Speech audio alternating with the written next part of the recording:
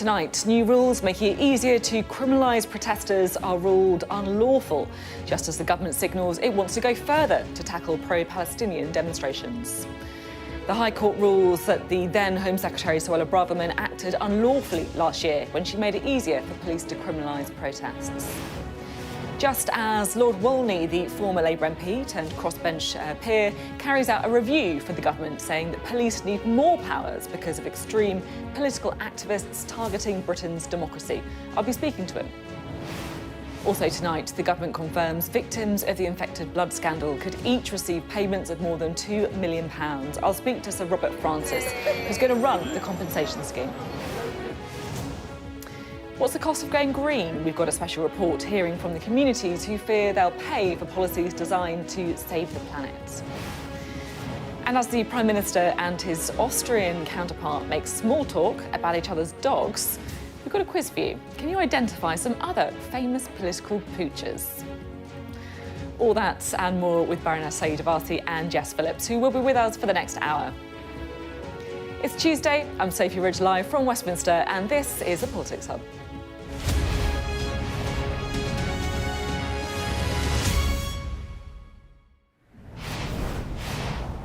Hello, good evening. Well, today the debate about the right to protest was firmly back in the spotlight. We've had a report from the UK's independent advisor on political violence and disruption, Lord Walney. We'll hear from him in a moment with a series of recommendations about how the government needs to get tougher. Pro-Palestinian protests, which have been regular, significant in size and expensive, costing police millions of pounds, are in the headlines. But also today, changes to the law brought in last year have been found to be unlawful. So a couple of years ago, demonstrations by environmental groups like Just Stop Oil and Extinction Rebellion were all over the news, using tactics like blocking roads and trying to slow marching. The then Home Secretary Suella Braverman used executive powers to enable police to crack down on any protest classed as causing a more than minor disturbance. But the new rules weren't voted through Parliament because they'd already been rejected by the House of Lords. Greta Thunberg was one of the hundreds of people prosecuted under the new rules, although she was acquitted of all charges in a hearing in February after a judge ruled she had no case to answer. Well, earlier today, the High Court found Braverman had acted unlawfully. She was found to have acted outside her powers and to have not consulted widely enough, not hearing from groups which would oppose the measures. Fast forward to a year on, and it is pro-Palestinian protests which are dominating the headlines, and the Home Office says it wants to push ahead with more new measures and what it calls the cumulative impact of disruptive and extremist tactics being used. And right on cue today, we had Michael Gove, the Levelling Up Secretary, giving a speech on anti-Semitism. Let's take a listen to that. I think it's vitally important that we give the police the powers required to deal with something that is directly intimidatory. I think it is important that we see order restored, calm upheld, and the intimidation that our Jewish neighbours feel ended. And we can't have a situation where you have repeated examples of anti-Semitic hate and the intimidation of people on our streets. And if we need to refine and strengthen the powers available to the police in order to deal with that, that is the right thing to do. Well, what we've learned today is that if the government wants to significantly alter the rules around protests, it's going to have to do that via Parliament. And with time running out ahead of a general election, it's hard to see when that might happen.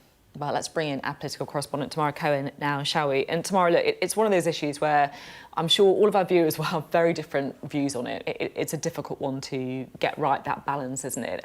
Talk us through what's happened today. So Lord Walney, who was appointed by the government to do this, it's a massive review. It's taken 3 years to put together. His starting point is that there is a growing problem in this country with extremist protesters of all kinds, and even people who are protesting peacefully and for a cause that they believe in have seen those protests hijacked, he says, by extremists, people who are bent on breaking the law and intimidating members of the public, also elected MPs, causing intimidation outside schools and universities. And he's recommending a number of things, including giving the police far wider powers through changing the law to ban some of these protests, not ban the groups who are holding them, but not have to apply the test which they do currently, which is a protest causing serious political disruption, public order disruption, which has been applied, for example, to English defence marches in times gone by, but he says there could be a lower bar, such as just a risk of intimidation on these marches. So, for example, the police could tell them to protest in a different place, or even the cumulative impact, that's clearly informed by these pro-Palestine marches, so to hold fewer of them. He also suggests the government should look at asking the groups who hold these protests to pay for the policing of them rather than the taxpayer, and also to look again at some of the terrorism offences. So this would be a much more heavy-handed approach. The Home Office have given it quite a favourable response, saying they're going to consider it carefully, but they will look at changing some of the thresholds. That is something they're currently looking at. So it's getting a favourable hearing among the government right now. The Met Police say they're not taking a view, but that there is currently a very enabling regime, and they point out that this would be very different. But clearly there's a lot of stages to be worked through. Yeah, there certainly is. Not much time to do it. Tamara, stay with us, because I want to hear a bit more from you in a minute. But I do just want to hear from Lord Walney, because I interviewed him earlier today. Let's have a listen to what he had to say. Thank you so much for being on the programme. It's good to have you here. So, first of all, just what exactly is it that you're calling for? I'm calling for a reset. I want the political establishment here to really understand how deeply the rest of the public feel that, yes, they want their right to peaceful protest to be respected, but they do not accept the kind of severe, extreme criminal disruption that is too often continuing in the name of noble causes which they may support, but they absolutely abhor the way that those are being carried out on our streets. Look, there's lots of free speech arguments about this, about the right to shut down protests, but I just wonder if it goes a bit deeper than that as well. People protest, they take to the streets because they feel they're being ignored, they can't be listened to by the government, by the police, by the establishment. How do you think it's going to feel if the establishment are basically now telling them that not only are they being ignored, but they're effectively being silenced too, that they can't do that? But actually, I don't think people are silenced, and I think we've got ourselves into a kind of unhealthy dialogue where we think that the only way in which you can... Sometimes we make out as if the only way in which you can have your say is by turning up in the street in large numbers. And actually, but we're lucky. That they can't have their say. That's why they do it. If they felt they could have their say, they wouldn't do it, would they? Well, but actually, we're lucky to live in a parliamentary democracy where there are so many ways, actually, in which you can have your say and make your voice known. But there is ultimately no shortcut for convincing enough of your fellow citizens that your position is right and that the governments need to act on that. And I think we need to do better as parliamentarians to actually stand up for and champion, and yes, sometimes get better at actually engaging with the public, but to say that if you want change, the way to do that is through engaging in the ballot box. Oh, come on. If you're in like a safe parliamentary seat, then you don't feel like democracy is necessarily working for you. Or the majority of people might think one thing, but you might believe something very passionately that you need to raise awareness. And the right to protest is absolutely sacrosanct, but to do so peacefully, and where it goes into breaking that balance, breaking the barrier and becoming about disrupting people's lives, stopping them going about their business. You've had, with the way that climate organisations have blocked roads, ambulance not being able to get to hospital, people not being able to get to work. That is not acceptable. And I would say that actually climate solutions are really difficult. We need to go faster, but we have to convince the public that it's the right thing to do, and short-circuiting that by essentially menacing governments to do what you want them to do through the sort of threat of force and major disruption is not acceptable, and it ultimately won't work. You obviously want greater powers to police or crack down on protests, but the judiciary, it feels, perhaps believes politicians are already effectively going so far, because legislation introduced last year under Suella Braverman gave officers more leeway to stop disruption, but two High Court judges have ruled it doesn't have a proper legal basis. I just want to read to you Greenpeace. This High Court defeat should be a clear warning to Rishi Sunak's government that its criminalisation of peaceful protests has already gone too far. The very last thing we need now is new ideas from Lord Walney, that's you, on a further crackdown. I want to look at that judgment because my understanding of that judgment is actually that the objection that the judges had was about the process of bringing the law in. And that is an important distinction because, yes, absolutely, these laws are really important. So Greenpeace have got it wrong then, you think? Well, that was, as I say, I've been busy launching the review, but my understanding is it's about the process. And it is right that there is a rigorous process on any of these kind of regulations and restrictions. It has to be robust. It should be challenged. But actually, I think that we are getting into a place where we are essentially legitimising and seeing as an essential part of our liberal democracy, the kind of tactics that actually are in fact designed to circumvent our democracy and have people who are the most disruptive being listened to. We wouldn't accept that in a cause that we didn't agree with. And I think too many of us are actually getting into a position where we think, well, look, I agree with the overall cause, therefore I'm prepared to justify extreme ways of enacting it. And that's a very dangerous position for us to be in. Is there a protest that you can point to that you would have said that should have been shut down? Well, I think one of the recommendations I have is that there are protests that are clearly illegal, blocking roads, and people are being... The police have been... Let's see what happens with it after this court ruling, but the police have been removing people from the roads at great sort of still time and disruption and policing costs. They've been charging people, but it takes months, years to go through the criminal system. And often you're finding in some circumstances that charges are being dropped and maybe judges aren't always following through. So there isn't the deterrent effect in the system that you need. And actually, one of the recommendations is to have a mechanism so that you can place restrictions on those organisations that use explicitly extreme criminal methods to protest, that they shouldn't find it as easy to advertise, to get on social media, to raise money. It feels a bit like you're talking about, for example, some of the Extinction Rebellion tactics. Now, they are very angry about this report. They've raised questions about your neutrality.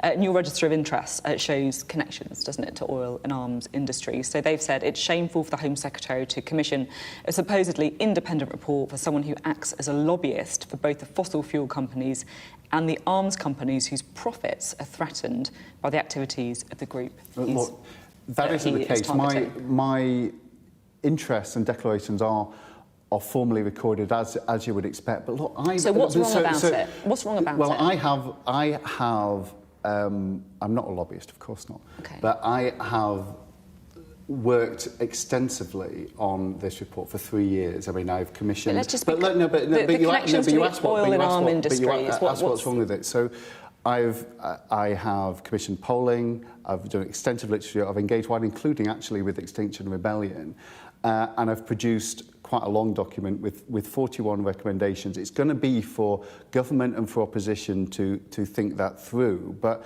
I think this is a considered piece of work, and I hope people will take it seriously. Just finally, we've seen protests around politicians' homes. There's been a protest here downstairs. Sure.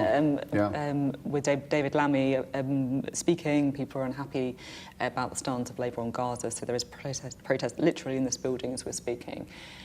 Are you worried about politicians' safety? Yeah, I really am, and that's been one of the things that's been driving many of the recommendations in my report. There is a level of threat that our elected representatives are facing, which is many of them can now no longer be deemed safe to use public transport. As you say, their families can be targeted. Part of that is actually the police enforcing the law on issues like protests outside private homes. But I think we also need to do more to look at the extent of this threat and what can be done. Harriet Harman, the mother of the house, has got a really sensible recommendation that I'm endorsing in my review to have a bigger conversation about this, speak with the House of Commons, bring in the government, bring in the opposition, bring in the police, and look what more we can do to provide the level of protection that our lawmakers need. Let's not forget that we have had 2 of our colleagues murdered by different extremists of different ideologies in recent years. The threat is real and they need more protection. OK, thank you very much. Thanks a lot.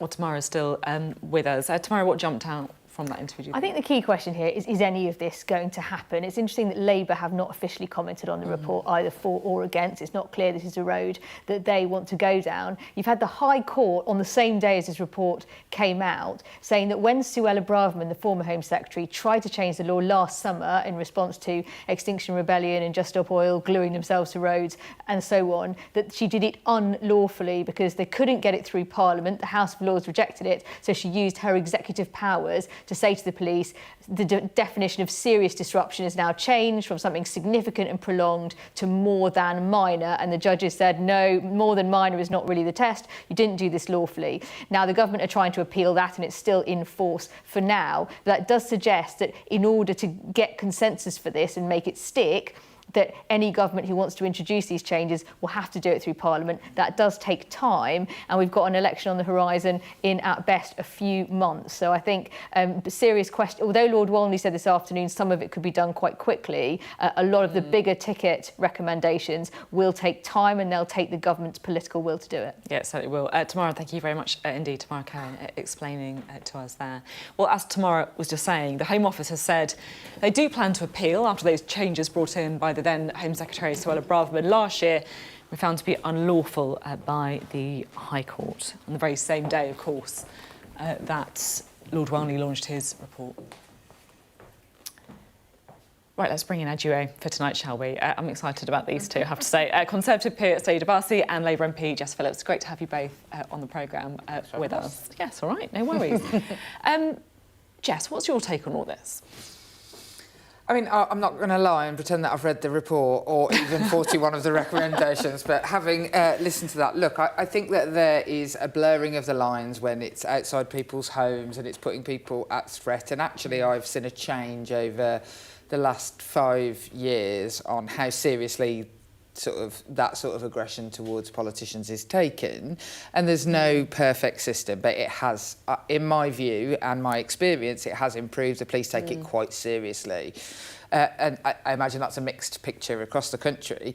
But look, you know, I think that the laws currently about what is aggressive, and I mean, if the police and the courts are not living by the laws that we already have, then that's a different question to answer. But personally, to me, I think that the laws, people need to be able to protest. And I know that John is not saying that, Lord Woodcock of Walney, sorry, John Woodcock is not saying that they shouldn't. I worry about it having a sort of chilling effect on the idea. And the very idea that people feel that they can have their say at the moment, I have to say, I don't agree with that. People really feel like upset and angry. And any element of extremism that takes part in that, I think we already have laws to deal with that. What do you think? I think you asked a brilliant question there, Sophie, which was, well, how do you want people to have their voice heard if you don't want them to take to the streets?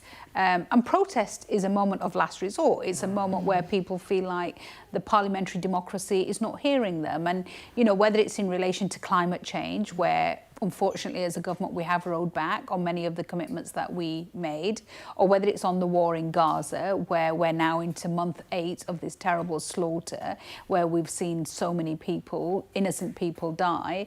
People feel that the parliamentary democracy is not working for them. And I think when you ask that question, well, how do you want people to respond to this? The local election was an indication of that. The general election will be a moment when the country will have its say. But I've also seen the most appalling letters from members of parliament in response to people who have written to them on, for example, the issue of Gaza. I was horrified when individuals sent me letters to say, I just want to show you this letter, which has come back from a member of parliament, dismissive, almost saying, well, I don't really care what you think. You know, and so I do think that parliamentarians and the parliamentary democracy has to look at itself and say, why is it that we feel that people are so are put in a position where they feel that the only way that they're going to be heard is by going out onto the streets. Now, alongside that, what I do think we have to do is when these protests take place, there have to be clear lanes for things like ambulances, for the fire service to be able to get through. But I also think that considering that millions and millions and millions of people cumulatively have been on the streets, for example, on the issue of Gaza over the last 6 to 8 months, they've had fewer arrests, I think, than you would get at a Glastonbury festival. And where there have been individual cases of hate speech, racial hatred, incitement, criminality, public disorder, the police have gone in either at that time or subsequently and have made those arrests. And what I want really is politicians to come out and start by saying it's not been perfect, but let's start by praising the police who have dealt with these in quite difficult circumstances. I guess to put the kind of counter argument, you know, there are concerns that Lord Walney believes he's reflecting from the public about things like ambulances, about people, and also not just ambulances, I guess people, you know, trying to get, like, you know, we've heard about people missing doctor's appointments and stuff like that, or seeing their relatives in hospital because they can't get through because of traffic, and it also costs a lot of money as well, right? Is there a sort of middle ground here? I mean, I miss hospital appointments and all sorts because of the government all the time. Like, you know, I think, of course, as you say, ambulances, clear lines, also moving protests to where it is more convenient. So, like, we had incidences of protest outside schools in my constituency, and it wasn't that people wanted to ban the protest, it was aggressive to people going into school. And so you have civil laws in this country, and I have literally used them to move that protest. I feel the same way about abortion clinics. Yeah, it's a similar thing with abortion. Yeah, so I think that there is a workaround, and some of, I'm sure what Lord Walney is saying is some of that, like, it, you know, powers to move the protest. So, you know, I completely agree that the Gaza protest should be allowed to go on. Should they be allowed to be outside particular religious buildings? Like, you know, if it feels like it's targeting one group? Of course not. There is sensible middle grounds. I'm not sure why making the law more punitive is going to help that. I actually think it just is going to incite more trouble and aggression. But, like, yeah, of course people should be able to go about their business, but I'm afraid to say that protest in this country, and as somebody who has protested on a number of occasions about various different things, the point is not to convenience people. I don't want people throwing tomato soup at the Mona Lisa. I think they're idiots, if I'm honest. Because I don't know if it achieves it doesn't achieve the thing you wanted it to. People don't come onto your side with that they think, people like me who would be on your side think, oh, for God's sake, don't be an idiot. But so there is a medium ground. I don't think feeling like you're attacking protest and making the state more controlling about what you can say and can't say is going to help community tensions necessarily. And we're also blurring the lines, aren't we, between is the government against the protest or is the government against the political point that the protest is making? And it just seems that those lines, certainly when we're talking about issues around extremism and Gaza and climate change, it seems like the government is unhappy about the political point that these protesters are making, so therefore they're going after them on the issue of protests, when actually what they'd like them to do is to stop talking about this issue because they disagree with them. Really interesting debate. Thank you both very much. You're watching the Politics Hub. Coming up, the government announces compensation plans for victims of the infected blood scandal, and I'll speak to the man they put in charge of sorting it all out, Sir Robert Francis. What's the cost of going green for thousands of workers across the country? We'll have a special report from Port Talbot and hear what Labour would do to protect jobs.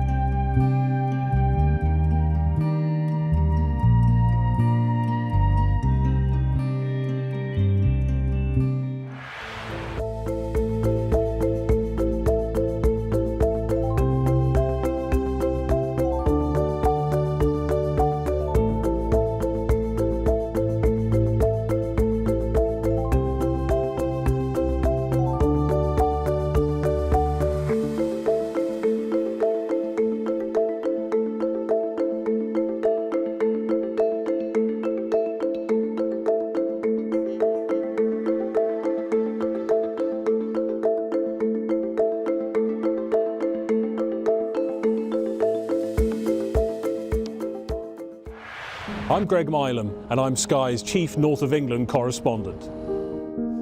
I've reported from around the world and around the UK. I'm Mark Stone, I'm Sky's US correspondent based here in Washington, DC. And beyond the United States, from across the world, I report on the biggest stories.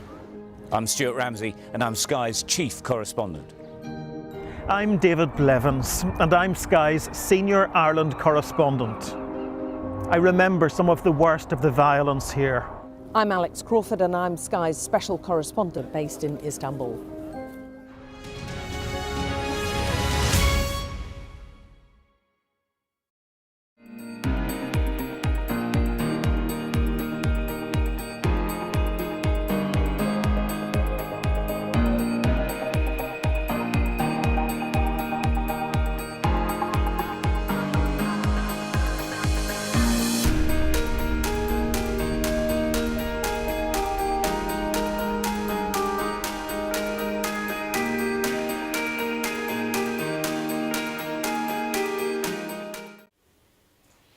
Hello, welcome back. You're watching the Politics Hub on Sky News. The top stories tonight. The government's advisor on political violence is recommending expanding the grounds on which police can ban marchers beyond the risk of serious public disorder. But it comes as a High Court ruled that changes already made by the then Home Secretary Suella Braverman are unlawful. The government's announced details of the compensation scheme for victims of the infected blood scandal, with payments to begin by the end of this year. Plus, the IMF has warned Jeremy Hunt about rising debt levels in the UK and advised against tax cuts. You can stay up to date with all the goings-on in Westminster on our digital Politics Hub by scanning the QR code at the bottom of your screen. Among the other stories we've been covering that you can read about today include the fact that Rishi Sunak has said that the seeking of arrest warrants for Israeli and Hamas leaders at the International Criminal Court is, according to him, deeply unhelpful, and insisted there was no moral equivalence between the two sides. And Angela Rayner has pledged to start creating the towns of the future within months of Labour getting into government. All that and much more, just scan the QR code on the bottom of your screen. Now, as we were saying, the International Monetary Fund was in town today visiting the Treasury for the UK economy's annual health check. The diagnosis wasn't too bad, with an upgrade on their growth forecast, but their report warned the Chancellor against further tax cuts. In fact, they went in the other direction, saying that measures like broadening VAT and inheritance tax might need to be considered to stabilise growing levels of debt. We are genuinely concerned, not just for the UK, for all countries that have used fiscal buffers extensively, that they must do more to rebuild these buffers. Why are we saying that? For a very simple reason. We do not, in a world of more uncertainty, we do not know when there may be again a call on governments to have to spend, to borrow more, to spend more. Let's bring in Saida and Jess, shall we? Saida, where's your head at when it comes to tax cuts? Is now the time or is it not? As a Conservative, my instinct is always to have a low tax economy. That's where I start with it. I fundamentally believe that people should be allowed to keep more of what they earn and that we should incentivise people to basically pay taxes in ways which help create a basic welfare system. However, and this is my concern, there's two parts to this. Have we spent too much and have we spent it wisely? And the concern that I've had over years, considering I was part of the 2010 cabinet and we led on the whole policy of austerity, thereafter what concerns me is that we've ended up with a situation where so much money has been spent, which has been spent in ways which is unforgivable in so many ways. If you look at the amount of concerns that have been raised about contracts that were given, corruption, issues in the way in which fraud during the COVID period, I think that's what concerns me, not just this issue of tax and spend, but actually how wisely does the government spend the money that actually it raises in taxes? So what's the answer then? Do you think that we could get away with tax cuts, for example, this year, or...? I think, look, we're in election year, right? All sorts of things are going to be promised which aren't necessarily going to be delivered. So you could promise any tax cut you want this year, because in the end, who's going to be delivering it? Which government's going to be in charge? I think one of the things that I do have to praise, I think, the opposition for at the moment, is that they are still being fiscally conservative. They're still saying, unless we know how this money is going to come in, we're not going to promise spending. Right, let's try and work out where Labour is, because I don't know, right? Honestly, I can't work out if Labour are genuinely don't want to put up taxes and don't think they will have to, or if it's just something they don't want to talk about before an election. I mean, I think that we have to guard against the very true thing that Saida said there, is that all sorts of stuff could be promised, it won't necessarily ever be delivered, and I think they are genuinely worried about that. And, you know, when you're 20 points ahead in the polls, you should never be complacent. The Labour Party has shown its special skill throughout its history of losing elections. So they're certainly not complacent. But you don't need to necessarily promise the moon on a stick if you have a comfortable cushion to get there, and then at least you could maybe have a chance of rebuilding a certain level of honesty that you didn't promise, literally, you know, free this, free that for everybody. Although, to be honest, it's not even free this. I mean, I am, ideologically, I start at a completely different point from Saida on this, in that the basic function of our state is, they didn't spend it wisely, and if you think about the stuff that could have been spent, stuff that is absolutely creaking and breaking at the events, there is going to have to be money spent on it. OK, thanks both very much, Saida and Jess. Coming up next on the Politics Hub, the government announced compensation plans for victims of the infected blood scandal. I'll speak to the man they put in charge of sorting it all out, Sir Robert Francis. Stay with us.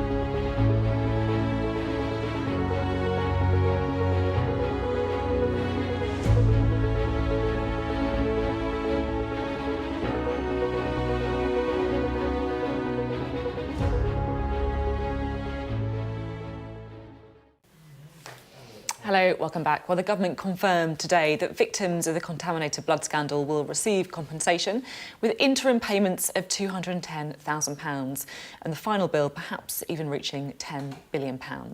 Here's our health correspondent, Ashish Joshi. Well, here it is. First, the bombshell report. This disaster was not an accident. Next, a contrite apology.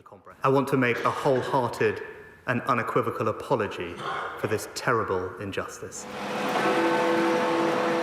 And now, the time to make good on promises. Paymaster General John Glenn outlining the government's infected blood compensation package. If you have been directly or indirectly infected by NHS blood, blood products, or tissue contaminated with HIV or hepatitis C, or have developed a chronic infection from blood contaminated with hepatitis B, you will be eligible to claim compensation under the scheme. He also announced a further interim payment of £210,000 for the infected. Richard Warwick was a Trelaws school pupil, infected with HIV and hepatitis C in secret trials.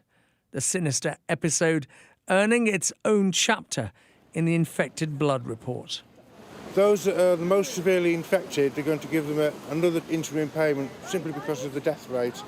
So I think we should be up and running, hopefully, and payments should be made to people by the end of the year. John Lister is a haemophiliac who was infected with hepatitis C in his 20s. I talked to the fellow haemophiliac community and they feel that it's now going to happen. You know, we're finally going to get recognition and the compensation that we so deserve. But John's daughter Hannah thinks the interim payments should have been offered to affected families too. I think it's a disgrace that they're still not recognising these lives. You know, parents who've lost children who've lost parents, there's still no recognition of these people, and it's not good enough. Sir Brian Langstaff's report is damning in its condemnation.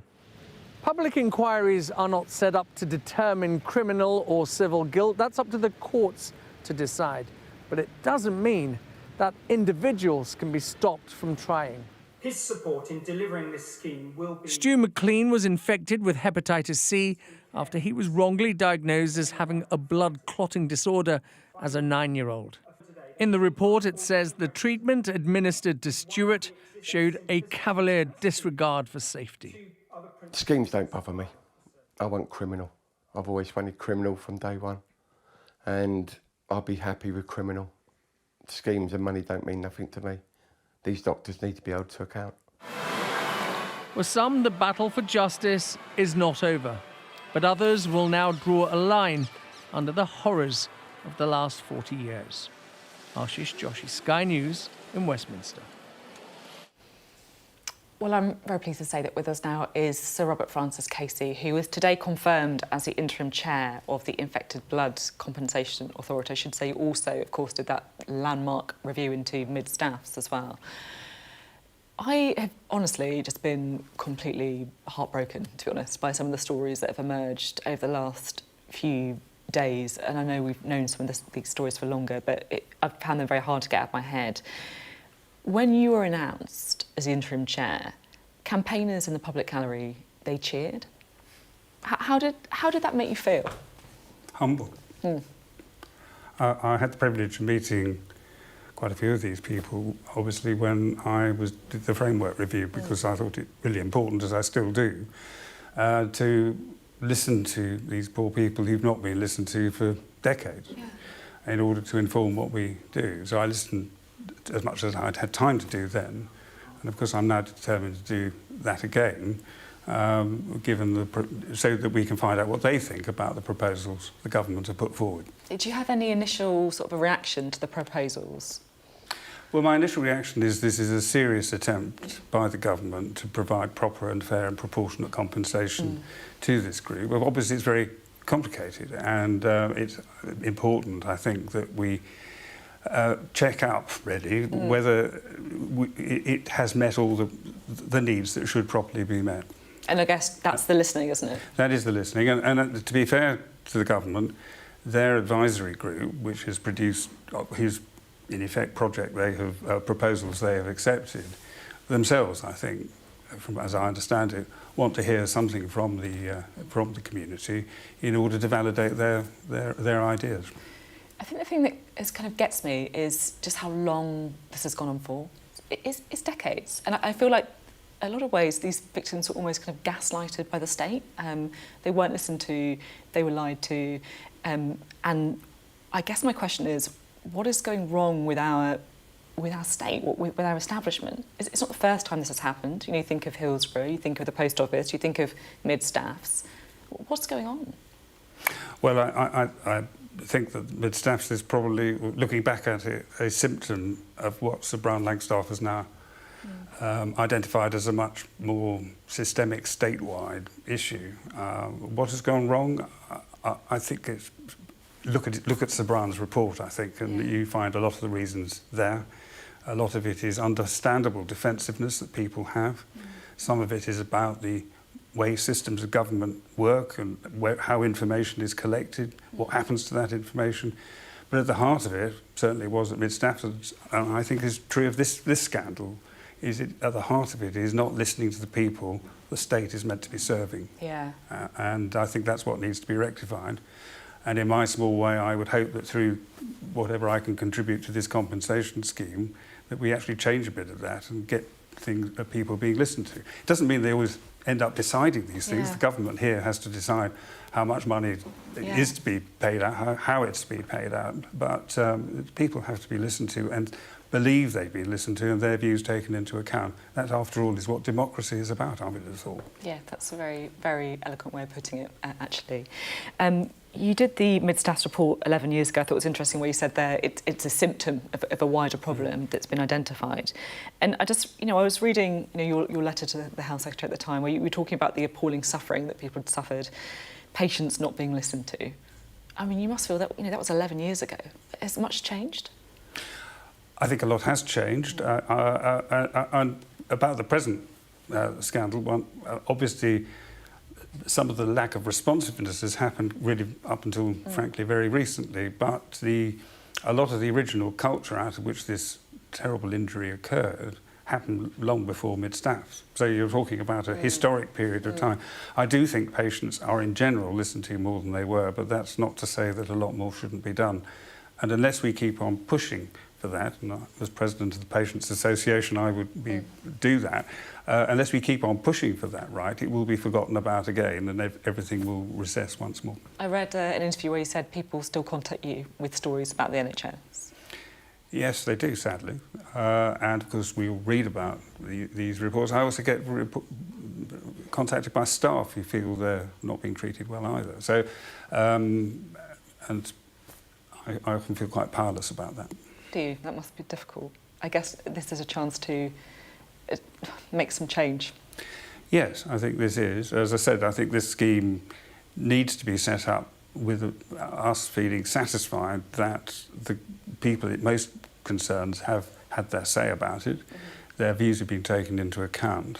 But that has, of course, to be balanced by the very urgent need to get payments out as soon as possible. And I noticed in an earlier interview there was concern about whether there was an organisation. Well, admittedly, I've only been in post, 4 hours now, I think it is. But I can assure you, we have a chief executive, we have a staff of 20, we are intending to recruit over 500 people to be as case handlers. This is to be an organisation which has human contact with the people who are most affected. And in the end, we're thinking that we're going to need 1,000 to 2,000 people to administer the payments, this in order to get things done quickly. So this is the sort of scale of organisation that is being built at, and I'm not going to use the word I was going to use, as quickly as possible. Yeah, I have to say, this is the first time I've met you, but I do get the sense that you are not somebody who's going to hang around on this. You've got the urgency. No, frankly, I've been appointed as interim chair for a year, and the job should be well done by then, or else I'm going to be in trouble with them all. Thank you very much. It's a real pleasure to speak to you today. Pleasure. Thank you. Well, of course, the story there is sure to feature in tomorrow's newspapers. We'll have our extended press preview and news review from 10:30 this evening with tonight's news and tomorrow's headlines. Joining us will be Sonia Soda, Chief Leader Writer at The Observer, and Henry Hill, the Deputy Editor at Conservative Home. I feel a bit more reassured, I'll be honest, after speaking to him. He's one of the nicest men. He had such a lovely tone to him.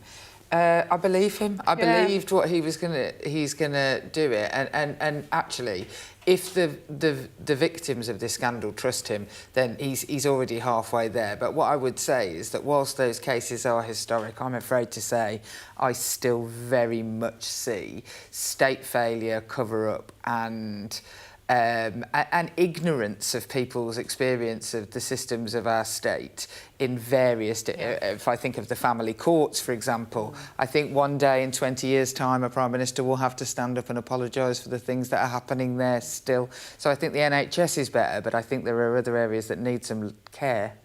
Yeah, I mean, government is really interesting. I mean, having sat on the inside, the way in which information is given to you, the way in which information is hidden from you often, the way in which you have to ask the right questions and keep asking those questions, the way in which you have to check in with yourself often, Sophie, and realise that what you're trying to do in administering the particular department that you're administering, often because you're not an expert in that area, but you're trying to administer a department, is much bigger than you, and understanding the gravity of the office that you hold. And I think all of those things aren't necessarily explained to you when you first join government, and it's a huge role that you need to take seriously. It's a big beast, the state. Thank you both very much indeed. Now, as politicians draw up their blueprints to reach net zero in the lead up to the re-election, real families are calculating just what going green is going to cost them. Among the 1.3 million jobs due to be affected by the shift to clean energy are 3,000 workers at Port Talbot Steelworks. They're assured that new opportunities will present themselves at offshore wind farms. But our People and Politics correspondent Nick Martin has been exploring whether that can happen quickly enough. And there it is. Tata Steel. Jason Wyatt and his family rely on the steelworks in Port Talbot. He's worked here for 25 years, but it's the future that worries them now. It's an iconic part of the landscape around here. Jason's 19-year-old son Tyler had plans to become an apprentice here, but not now. When you look at the plant, Tyler, what do you see?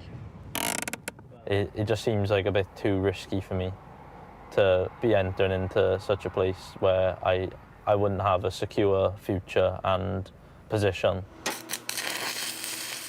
The Port Talbot Steelworks employs 4,000 people, and for every tonne of steel made here, 2 tonnes of carbon are produced, and that's the problem. We'll go up now to the cast house floor. This is Pete Quinn. He's leading Tata Steel's move to make a more environmentally friendly steel. There are 2 coal-powered blast furnaces here. Tata wants to build an electric one that's cleaner. But to do that, the existing furnaces need to be shut down. And that means 2,800 workers losing their jobs. The alternative isn't to keep this running. The actual alternative to what we're doing is for this to close and for there not to be any steel making in Port Talbot anymore. I love my fish tank. It's awesome. I love it, like I said, especially in the late evening. Jason's worried. We're not opposing the sort of green steel agenda then and the building of electric arc. What we're opposing right now is the way in which we're transitioning. The Resolution Foundation estimates that around 1.3 million industrial jobs like Jason's in the UK could be affected by the drive to get to net zero. In the quest to go green, there will be winners and losers. But out to sea, there are big plans. A wind farm here off the coast of Port Talbot, with enough turbines to power 4 million homes. Tata hope they can make the steel platforms that the turbines sit on, and the port itself will be completely redeveloped. There's an immense amount of worry at the moment throughout the community, and I think ABP's role in this project is to deliver the project as soon as we can and bring those job opportunities forward. Britain's journey to a greener future is a necessary one. The stakes are high, and the plans here seem so close, but yet so far away for the steelworkers and their families. Nick Martin, Sky News, Port Talbot. Now, Labour say they would spend hundreds of millions of pounds to help secure the jobs at risk in Port Talbot Steelworks. As asked about the cost of the taxpayer, Labour's Shadow Business Secretary told Nick that his party would commit multi-hundred million pounds to save jobs. Fundamentally, would I spend, as the government are doing, £500 million on the deal as it is, 3,000 job losses, and we can't make primary steel in the UK anymore? Or would I be willing to, say, spend 600 or 700 million, and it's a commercial negotiation, and I want to retain a little bit of the ability to work with the company around that? Would I spend more money to save more jobs, have more national sovereign capability, and fundamentally be able to say to British workers, the transition will not be one where you lose your job? Would I be willing to do that? Yes, I would. Still to come on the Politics Hub. As Rishi Sunak bonds with his Austrian counterpart over their dogs, we're going to have a quiz for our panel. Whose canine is it anyway? See what we did there. Coming up on the UK Tonight at 8, a British man has died and dozens of other people injured after a flight from London to Singapore was hit by extreme turbulence. We'll bring you the latest. Plus, we'll hear from the Hepatitis C Trust after the infected blood inquiry warned hundreds of people may still not know they've been infected. And we'll hear from Gareth Southgate on why some big England names have been left out of his provisional Euro squads. All that and much more to come on the UK Tonight at 8.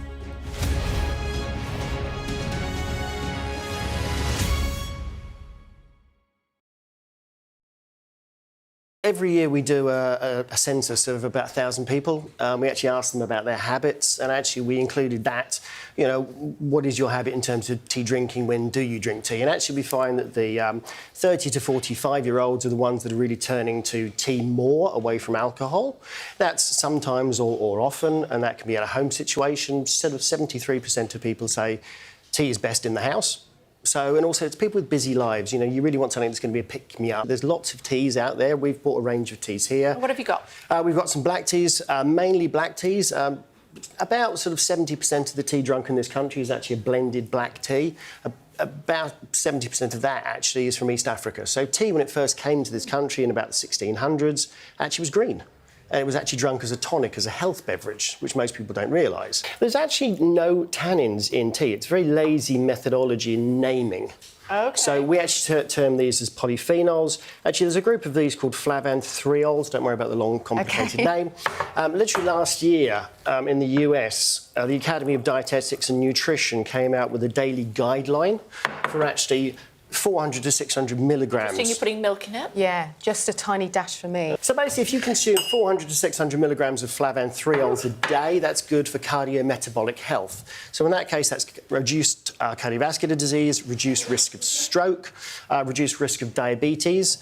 It's hydrating. So actually, 27% of people are actually turning to tea before or after a workout.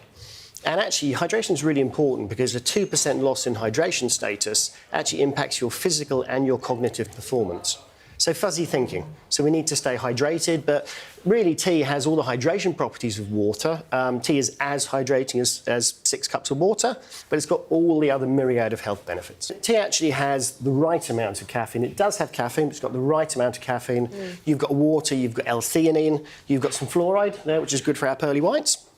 So basically it is not dehydrating, and actually you can drink tea throughout the day and it will not impact your sleep. Earl Grey, really nice. It's quite soft actually. If you actually look at the tea you're drinking, there's 2 main types of tea. One originally from China, it's got quite small leaves. One originally from Assam, sort of Central Africa, Central India. Actually they have quite higher phenolics. So Earl Grey is quite a nice subtle one with a hint of bergamot. Hello, welcome back to the Politics Hub. Now, one of the things you just have to do as a politician is make small talk with other politicians. It's not always easy. And it's even more so when you are a Prime Minister trying to build diplomatic bridges. So it's not surprising that animals are often a shared point of bonding, a safe space. And that was seemingly the case today when Rishi Sunak met his Austrian counterpart and they had a bit of a chat about their dogs. Well, quite a few politicians have had some quite prominent dogs in the past, so I wonder, we could have a little quiz. Play along, got Saida and Jess in the studio. The idea is you've got to pick the owner for the following dogs. Right, whose canine is it anyway? Great pun, I have to say. Love the pun, it wasn't done by me, great. Whose canine is this one? Nemo. Was it Emmanuel Macron, Olaf Scholz or Giorgia Meloni? Well, I was going to say something really controversial, but I'm not going to say it. I'm going for Macron. I don't know the answer. I have no idea, but probably... Is Scholz a dog person? I'll go for Maloney. It was Macron. Ah, His yes. dog, Labrador, a black Labrador Griffon, apparently adopted by the French president from a rescue centre. Very sweet. Right, how about this one? Who is Brod? Whose dog is Brod? Is it Nicola Sturgeon, Ursula von der Leyen or Michael D. Higgins? Now, Michael D. Higgins has got a massive dog, and that dog doesn't look that massive, so I'm going Sturgeon. I think I'm going to go Sturgeon. Yeah. So it was Michael D. Higgins. It was the origin. So it actually is a big dog. It's a Bernese mountain dog, I'll be Yeah, honest. it just doesn't look that big there, Ben. He is very It must be a really, really big handkerchief in the picture. How about Checkers? Whose dog is Checkers? George Bush Sr., Richard Nixon or Bill Clinton? Oh, he's a bit of a cutie, I'm isn't going he? to go George Bush Sr. So cute. That is a nice dog. I wouldn't know what dog Nixon would have. One that wasn't a crook. Yeah. I'll go Clinton. Our answer is Richard Nixon. So Ah. Checkers There you go. was famously We're not very used good in a at this. speech, apparently, by Nixon in 1952 about donations to his campaign. You'll get this one. This is an easy one. Yeah. I know Dylan. this one, yeah. You know Dylan, surely. Yeah, everybody knows Dylan. Boris Johnson. Boris's dog, Dylan. Another rescue puppy. Boris took him to the polls. Apparently, he used to hunt people's legs in Downing Street. So, Oh, God, learned behaviour. Who was it? That's what Dylan? I've Yeah. heard. Dylan. Yeah, Dylan. Stop it. Stop it. Right, we're going to squeeze the last one in. Right, we're going to squeeze this one in. Coney. Whose dog is this? Putin, Mark Rutte, Angela Merkel. I'm going Putin. Oh. It looks slightly beady-eyed, that dog. Yeah. It is Putin. It was Putin. Apparently, he brought Coney to a meeting with Angela Merkel, who has a favour of dogs, which sounds like a very Putin thing to do. Yeah. So thank you both very much indeed. Lovely to have you with us. Thanks for playing along with the quiz too. We'll see you tomorrow at 7.